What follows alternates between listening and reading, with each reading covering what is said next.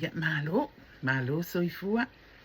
Ia whaatalo whaatu o ai lava o ua mawhai o na viu mai le video a le whaai ni tu la po le afiafi ia po le tai au fo i lo tu langi. Ia whaatalo whaatu le whaa. E kwa umangia nga makamaka ko ya makamaka la o na ki nga ile taxi anga lela ya ato wa viu ifo ya le si video le anga mua ku anga lela o la ti nga taxi ya sa o waku ai o la appointment ile si ku ya se o le mali ya ko ke si la fia ko ke ki ma ya se ko inga ave taxi ai o le fa la vela ia e whaasanga mai le sika i minga karango mai ai. E le ai, mangi, i kala aluma. Ia, ko e suiro i ngamala o mawhauwha. Mai le vāwe o le umaola whake kengi. O ki kilo ku oi. E le ai ni fosi o si koe inga, makoas koe inga. Ia, o le ave taxi. O le taxi le nganga sen mai e le vā inga le provide inga la o transport. E mamo lia awi o le mea sa fai ai la o appointment. Ia makarakala ngoa ko ale mesko inga te e mali o le nga ngo video inga male maki ki inga a maka ku ai I mako sai ile sai looking for ai se ia o ai o le mea nga job ai ia wa ma se ongi me ole ko inga o ke lo wa le vanga ngai lo inga le address wa le vanga ma pasi le address ana fa koso ele ko inga le fe avea inga wa o ula o sauni o le lo fa pia o le lo por ko inga nga fa koso inga ia wala e alu ale mika o le taxi o kikilo ku nga o yunga le fikus fulumo ku ale fa kanga le lo ko inga me le ngu me le address ai o masalo o langa ngai lo ia wa o fese mea o fesile ku ia inga o ma fo mai po le ale umi kalunga nga fe alwa e taxi ai fa mai wa limas fulumo ku ka sanga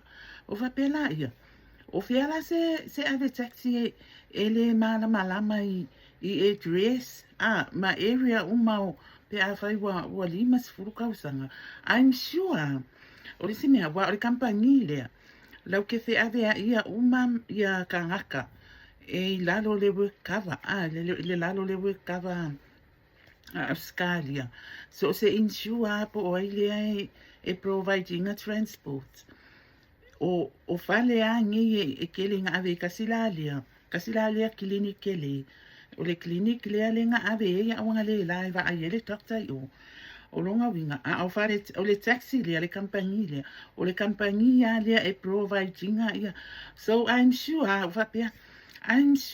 wa fa fia ko inga ile address le momo linga o kanga ya pay for yo ai bo fakanga le lo ai ko inga ia ma waku ma ko li mai sili mai ke fa pia e sili mai ke a longo fa ia o ke le o mo o le clinic le la e se le clinic va ia ai o la doctor le away for 2 weeks ia o mafu angalanga o nge ya la o pemi le la wa transfer ai lo e faisi mama wa ku mala waitress le la kuri mai e compagnie le ia le taxi le e pikia manku o le compagnie le o la ko taxi e fe avea ia I'm sure wa o fa fia ko inga nei ai o melenga fai wa fakanga nei lo wa fakanga se solo langa alu o le sila mea ngo fia o fapia e bo le lo le ko inga po le mea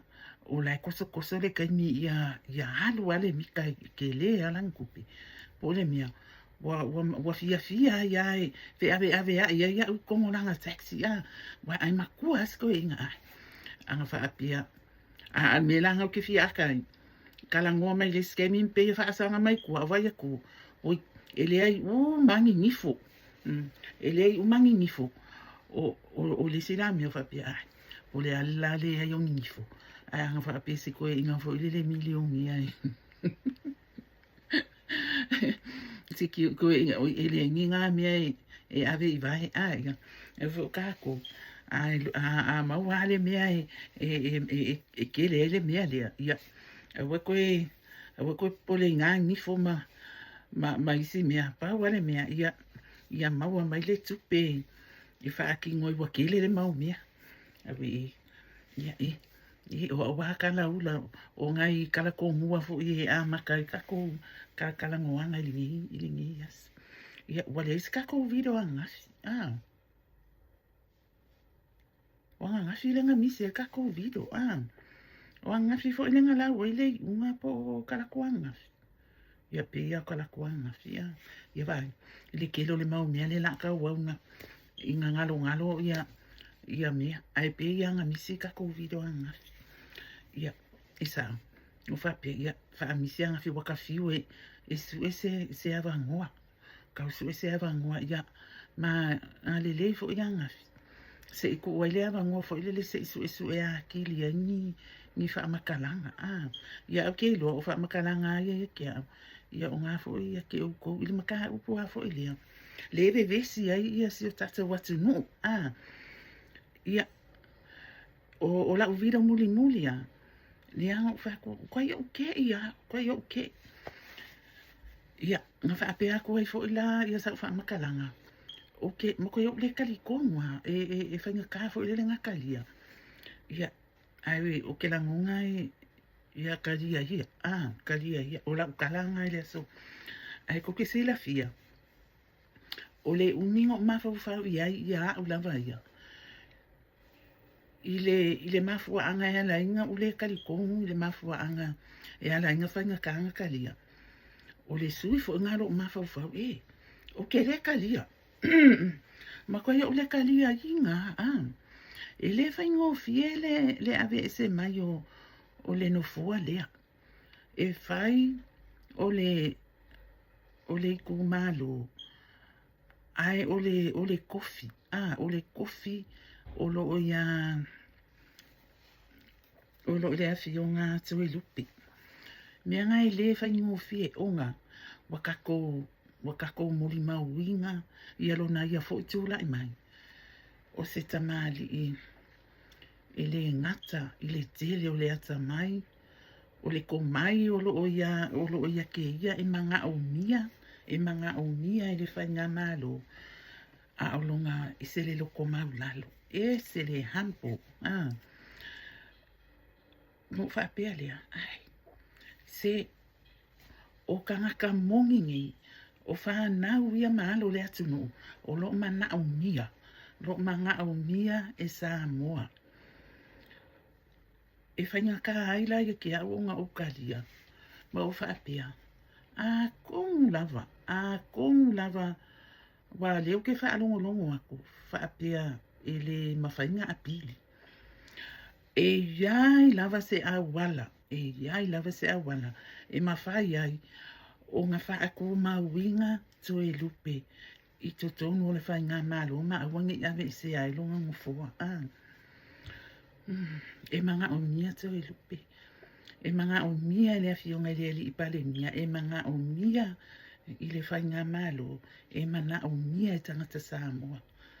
O aula o ke le manga o e whaapea fo i le wa le osao le whaai unga. I'm trying to find the right words to explain how I feel. Pa o ke ngau ia maua se awala. Ia maua se awala fo ile e mawhaia ia. Pele ai lava se siwa inga o kula fongo miengi kau whainga palo ka ma whaamasingunga. E mawhai ai o ngā ki pai i ato e lupe i ko kongo whainga malo. E le whaingo fie. E le whaingo fie lo ngā lu ese. E manga o mia ke le ko mai o ngofo whapia.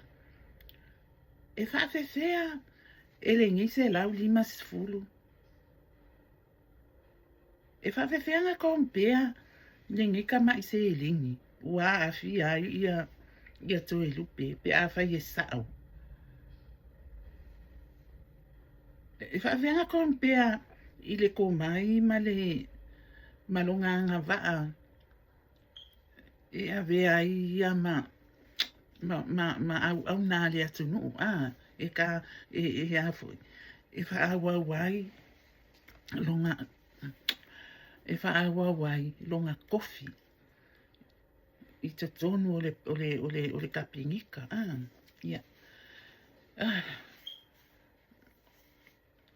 e makua e o mai le ki ngā mamafa kia ia wa pise a venga mamafa wa pise a venga mamafa o ke iloa I le ngaka ia kia ia a o tō umalawa I le pa ia ma le mamalu o Samoa e alo lofa moni I le atu nuu kau ke manga au nia ia ka ngaka la ngi fa pingi e fe soasoani I le ali I pale mia I le kau mawhainga o polo kalami a wā le fa ale leia ma le aki ngā e o si o tatou atu nuu I o tatou tangata ia mawhai o ngā lako maua le luma ngai ia solo I luma kau ke manga o nia ia whaangaua a Samoa whaapingi le alulufa e whaamaungi e kau ave inga whai ngā malo o mianga le uke ki kiro a koe kele o I le kele o ko mingi ma post o le ape wa fōlinga mai wa a makanga nga fili ma piki mai ia ka ngaka ia langa piki e whai ma e sui tū langa I le awhionga I le sui pale mia lea wa ave e se ina mai ngilongo fua ai o la uke ko mingi ko please it's too early just there should be a way awale le fa kope a mainga le ele fa ngofie just leave it it's still raw that decision is still raw ele makangofie foi ile afionga le sui pale mia ala langa ma le fia a le le ni aso a le wa makanga nga o mai foi ka ko supporters ma o mai la ko le wa fai mai suggestions ma me fa penga no wait ka ko e manga ge fa longo pe ile ni afionga le pale mia ma le kapenita po angi lo ilonga pe esisi a wala e lau ke sa ilia inga ia koe ilo ai ia ngi mea uma o le anga fai ai le o lau post a fa apea lava e sao e le mawhai nga koe apili fa mole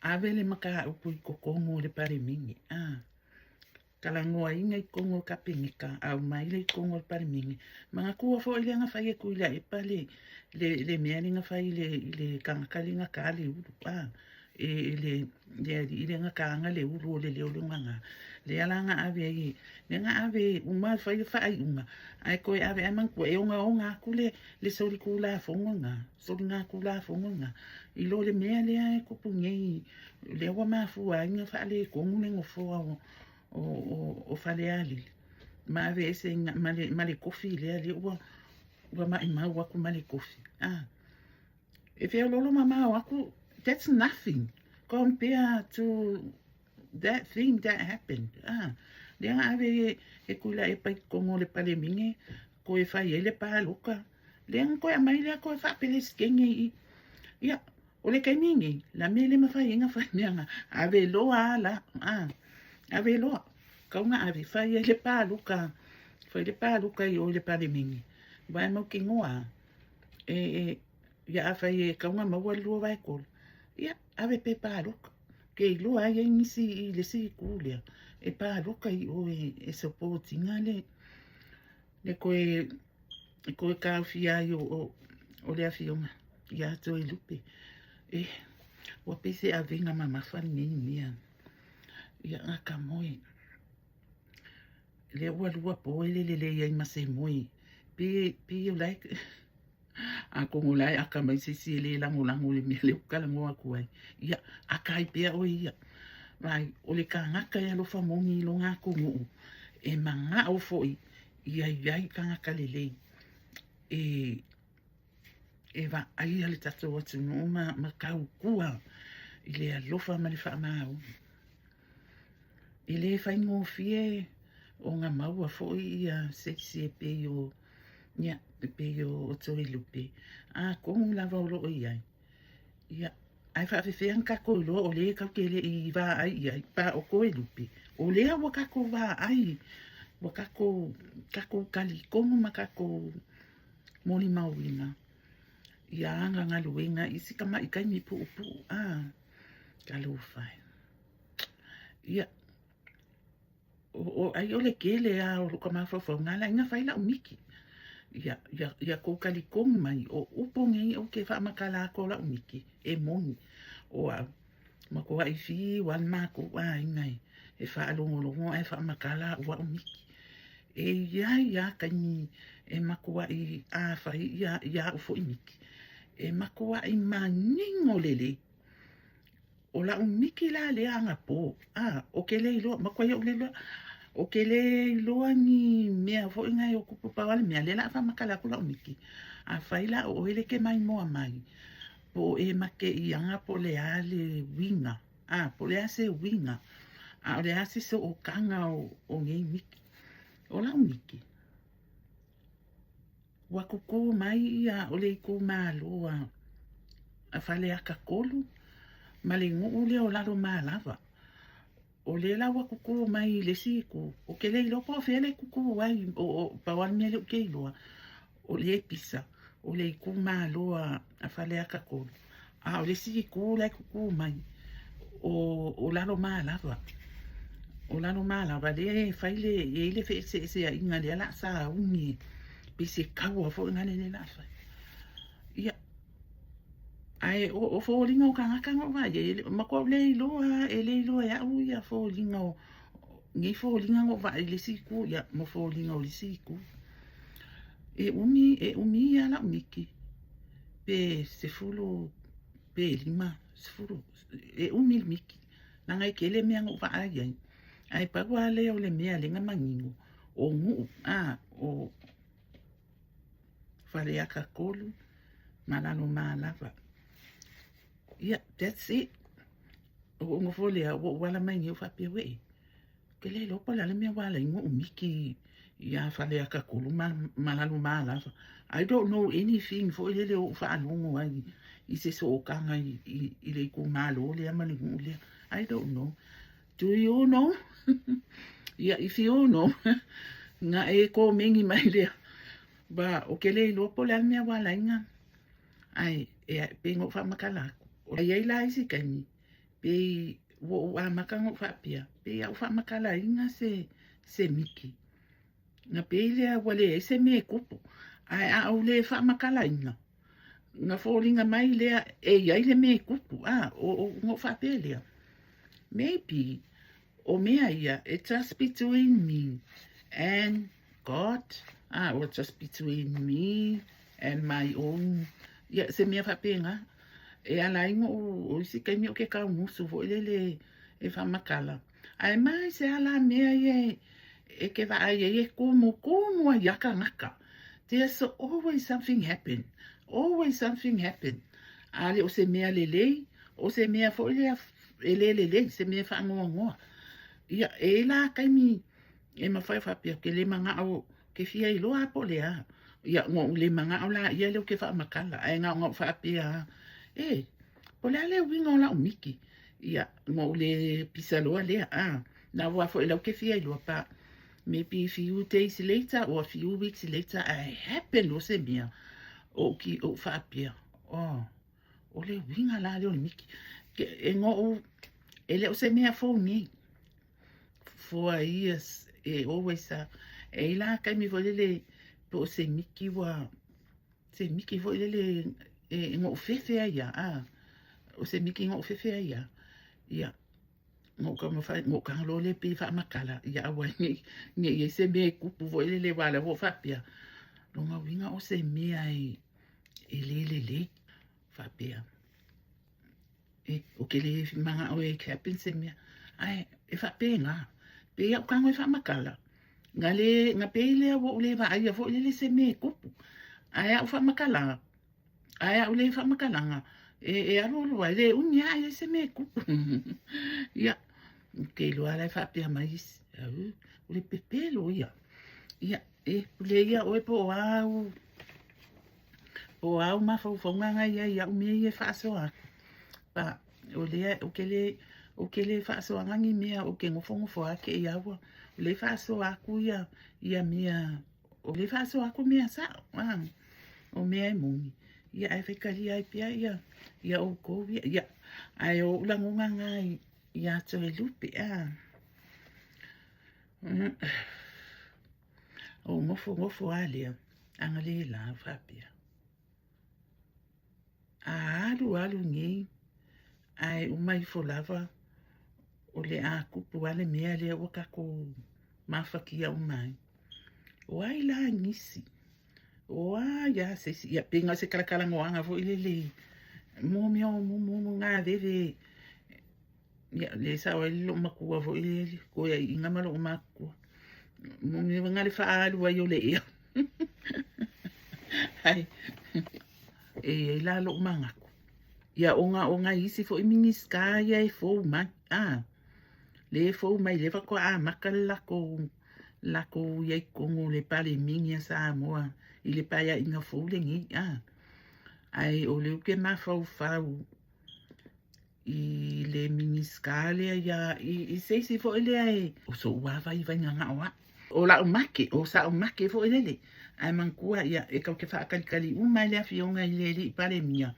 O ia e au mai ai le kali, ia, o ia e au mai ai le whaailoa, ia, po le afo isang whiwhilinga pe alu, ai, ua le a yasisi a wala a ua kakauloanga, ngā koe whiwhilia se isi, e suitu langa, le awhionga i ato e lupe.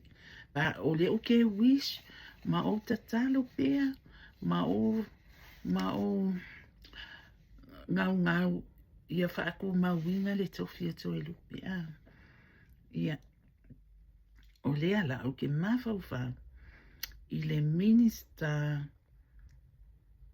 kusa loke mawhauwha pea kalo whai, ai o makanga luenga fo ila e minista ai ia suingi, o makanga luenga ke kele, ia, a whaapea la, i se minista o ngā luenga tele al malo, o ngā o whaapea lea. I le awhionga ia, le fole su e kusi. Le mingiska ia paunga, paunga. Mingiska pa, o le kau kei loa, o paunga le su e kusi, o le su e kusi le ngā, le a foi long kofi ngai konguinga, e ka ua kili, ai mangkua foi. O lo makua manga o mia fo i ase si i le suia toi lupi pe a fa pe ala vai ya o la upikila le nga o lo ke maki o le miniskanga o le afionga ya pa una mai o fia fo vai manga kas ia pe ia vai manga kas ia e avea la miniska ai o ke mawhauwhau i le miniska o a onga o le miniska o soifo maloloinga e wha sui pare mia ia e kau fua fo ile mamafa o ngā ruenga a miniska o le miniska fo o ngā ruenga kele al malo kasi le ngā miniska o le makua i mamafa male kele o le ngā ruenga mea langa fo ile wapela a lo ke fika a whapeala e au mai ngei ia le miniska o ai man kole o langa paia inga mua pe a whape sui mai ia miniska ia o pe o kesi fo inga o longa winga ma koa i tū mata wa mamafa kele ai sili ai loa ngā le miniska ai me I le sui pale mia I se ko o lua lea o whaawowo ma ai ono e ale ngakis o le make ke le o whai aku ia ai whaaku mau pea ia le awhionga ia muripola ana rosa lai o kofi ngā la ia ele se mea la asu ia she's good in where she is mingiska o kupe ia ma le sui pale mia mo le si afa o le paya inga ia o le si me alo mafofa mangkua fo unga o whaamasingonga ngi ia le kāli ia le unga o whaamasingonga le awhionga le I pale mia ma le siko alima ke ngofa ka whaapea o le ele mea o le ape fōlinga mai o le kaunga whai ale si ku kili ka ikasi ese mai ia sui malo losia kongo le pale mini ai mise ala le I le fast o ke lofo e kakau o nga koe ilo ia me o whaasalanga fo ile o me o whai ngā pāluka e kakau o nga fua le kai le kea kako kilo lai le awhionga ia maangiri se kati mane mafua anga wala inga le wale mawhainga koe nga koe ka mo I paya inga ia lua ia soni ia ua makua I mamafa kele ngā whaasalanga pe a fua I le mafua anga wala inga nga whaasala ele ia isanga soli kula fongo ole mea le nga kupu o nga ua umanga ele o ia isa kula fongo fo ele le e pui ai la ko la mai le mea le ole kuwa ko kupe I kua ole polo kiki ile kaimi ua kapungi ai ia meo campaign awa an mafu anga mangkua ai le I kapungia campaign ola ua umanga nga confirm ia kupe ngi abaku I fafo ile ko malo e fa akingo ai la ko ngaluinga ai kapungi mai lole o campaign bo uma ale fa ko alwa kupe ai le fa pea o ngi kupe nga fa ngi fa ko singa man o melanga ya waya a fa pe la me ele ekipe la lo wala va pa ya inga la kasi ai ui fo pe kasi fo pa ya inga wa mama fa kele nga fa salanga mole mafu anga wala inga nga fa sala ia le afionga ia mangi le pekas ia o mai fo ile afionga ia sevi o sevi ia mankua o le kele o ma wale le o kele o mo kingo penga po le a penga fa maunia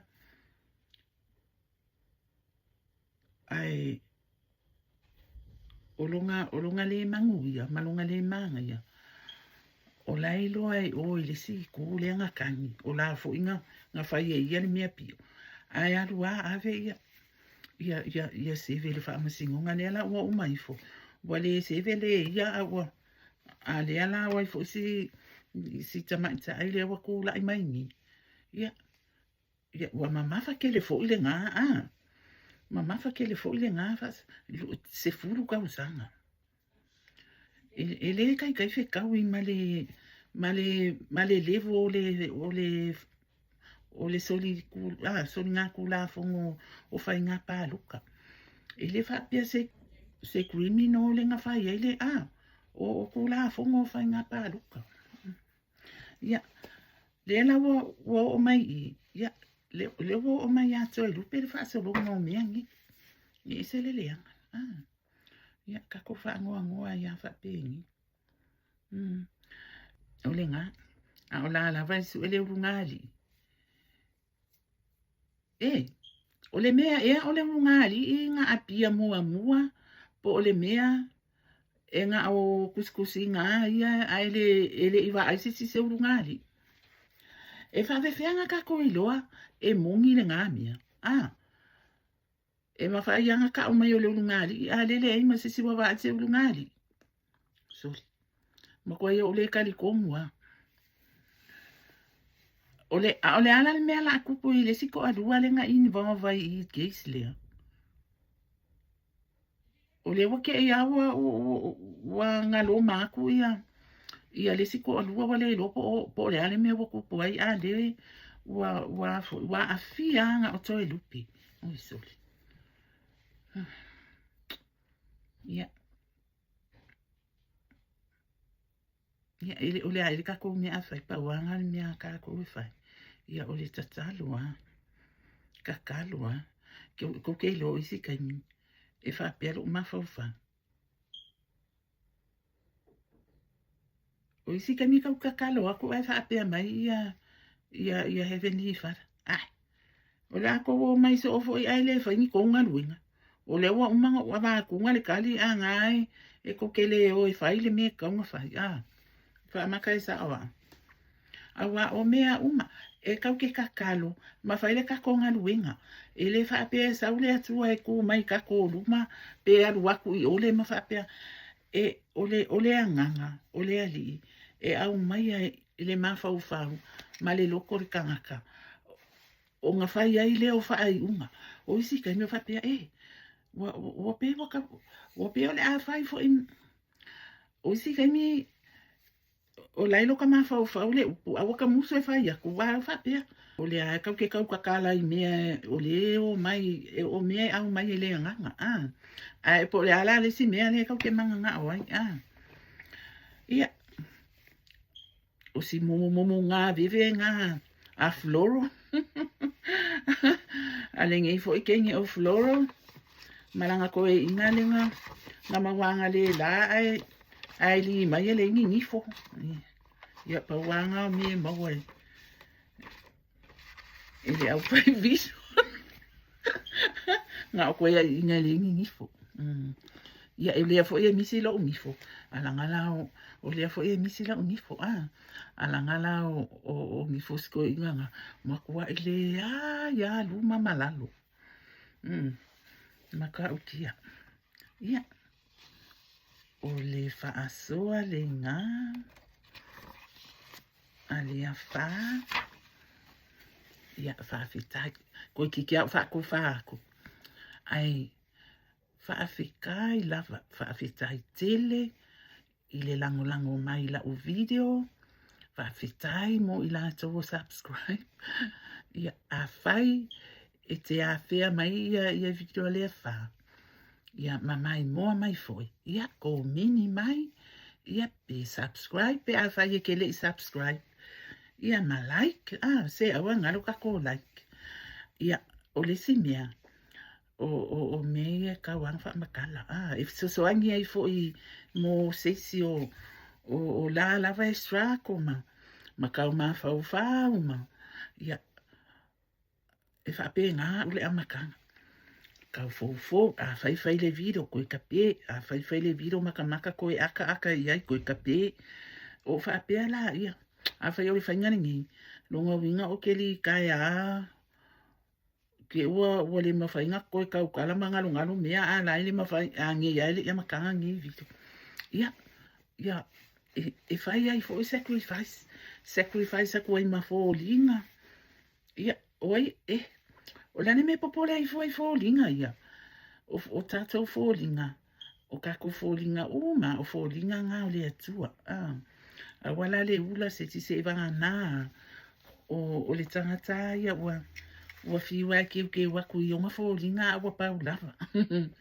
Ia, ai ele o se mea e kau ke e ka awhi ai ia mea le lei. E kaunga whai. O inga e lo ai le kau ke solo i luma. E le lei fo i mone mawhau whau. E le lei, e kusape le se si i le whale ke lua kalakala mua. Ai saulo e whaisinga o kala fo i le lei. So se mea vai ake a, vai a o ingo mai se si ia o mea o ke kala mua ai. Ai ko ke loa. O lai ingo mai e isi. A o lai aka mai ai lesi, a lai fia ai lesi. O la fo ia mawai singanga ia mea. E se i aka i fo ia, ma se i ingo i lengi as. Mea ni ngā awa le pipoli. So o se mea, pia e whaia kuare viro pipo ka maa ki. So o se mea, mai, e pule YouTube. Ele e pule mai a sisi.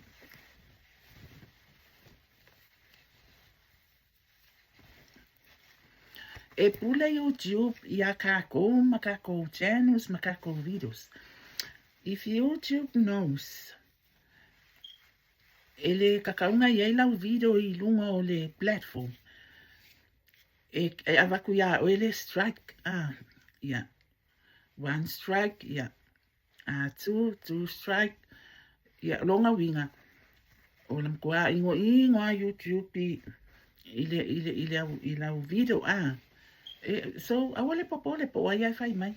O ia fa e velo mai fa fa makalanga fo ngai e fa vai ai lo ka ma fa awa nga pawa fa mai ia YouTube nga ona ko lava e ia le pule po o ai le videos e allowed ma le video ele ka ngai lungo le channel ai so o seisia se vanga na ia le 80 le la lo fo le 18 I think o le itila nga le wa le mafai o nga fai ni channel pe a Facebook ya o le ala o le wa le face 1 kusale wa lima se lau subscribers ya open my loa e YouTube si vai nga e mawai fo le ava no e monetize ai lau channel kusala e mawai fo ia selling ya ka milangi le fa pe la o le wa open mai ke a ya ma fa ia mawa ia se singa selling ai o le i mawa a wa fo ele ai ma sisi o ki lo ko o ki liki ile meanga ka o le hype ya hype o hippie ia o ka unga umanga o le meanga e ke kiliki ai ia nga e kango lea e sen mai singa o gifts fo le maka ika awe ia o le afa fe alanga ma wasa ka kupi vai ia wo fo le nga le maka ma e ingo mai ia pike aka mai ai le singa mea e sen mai maka ika e kiliki la le meanga pe a fa yo sila ngi ia ia e fai lo atu apo le ala le mea e fai ia o le sinia e ke ai fingo ma ko ngi le wa ma fai nga open mai ia opportunity nga po wa mangwa ngai e ma wai fo le selling e mea ngai ka o pigs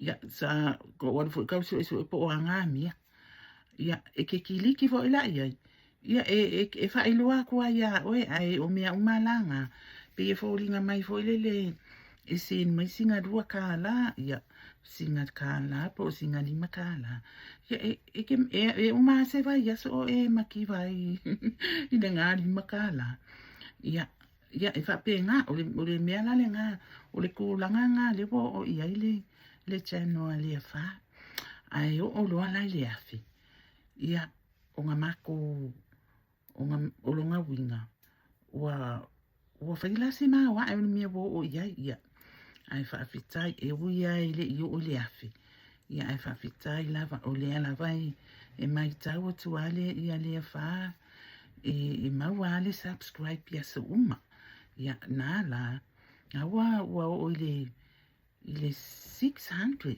wa over ma le 600 ia subscribes ia o le ta ua fo ila le ngā o le whai au videos a wa o videos ngā o lo ofiso soani i le monetizinga o le account e ka ua mea fo ila le ngā le wa makanga pe wa wha au Sofia luka fia e maua pe awha i ku la vai e maua si ngā wangua e whai a kua se whaasoa ia maanga ia ngā ai awha i wa umi kele mo oi ma kako uma e pisi e le ni kai mi ka ke ngofo ai ma maka pa e mawhaianga ki, ai isi fo le whaoso au mo fia o le mea o le whaalongolongo i mea o laima. You don't need to sit there and look at the face. Mawhaianga ki, ia, whailoa au whi au masangi ma whaalongolongo. Kongu lava o le amakanga o le video, e aru pe wa boring, ia, o lae ai o sisi mea ka ua, ia po se me mawaisinga o aka le o ngā kokongo le video, ia po le whaai unga foi. Ia tau mawhai e makamaka ia uma. Ai awha pia foi o le ngā, ia, mawhai anga stop, ia o le scan, ia koe wha wau, ia e wha pia ngā, wa o ngā me whai. Aru foi wa umi kalila va foi fa rungo le leo le ngi yakanga ya fa penga foi la wa ile la va fa rungo mai le leo o le fa ya kape ai ki se si channel ke fa rungo ai ya aru foi e fa pe ai si manga ya i manga ya le video alia fa ile video ya fa penga fe me ya solo fa penga ke ya wo male aso ke ia wo umale aso umama fe ia o sia fo inga ai ki ai fai wai ai fai ku la fai e fai esa video o 15 minutes ai fai o le kai mia wa vangoa ia pa ku le video a wo le fefi te si mea le a kongwele o fa ka wa inga la vai nisi ai ese le ka wa o le fai ka o le description o va inga umo le channel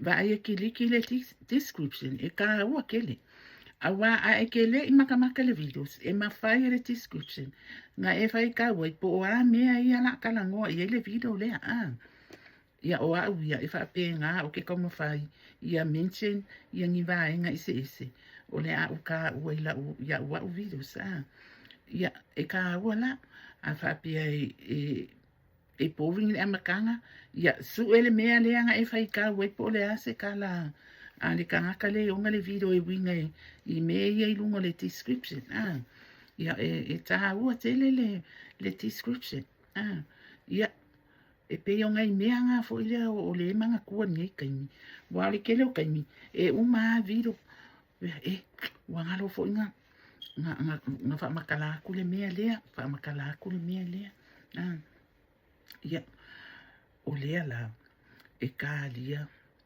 e ka whai ase o popole i le wha masingonga lea ka eaho ko ke loko a sau ai o le kulanga le wha masingonga ringi i le mea le o iai le wha masingonga a toi lupe ko ke loko o ke makoa i o kangi le leia o ka au kai o le fa nga malingi ulo i makai i le kai mia ele i fai aku la o video le nga fai aku muli kala kuanga nga malingi ulo i maka vo le langa waka ko muli mawinga le nga lue fa ma ungi fo ia ale a fionga ia tu i lupe wa iska mai kai mi pu nga sui pale mi ai ma ko fia i le miniska o nga lue nga tetele ai waka ko va ai maka ko moli mawinga ele ngaka ilanga ko la i mai le fa kingo ingo nga kiuke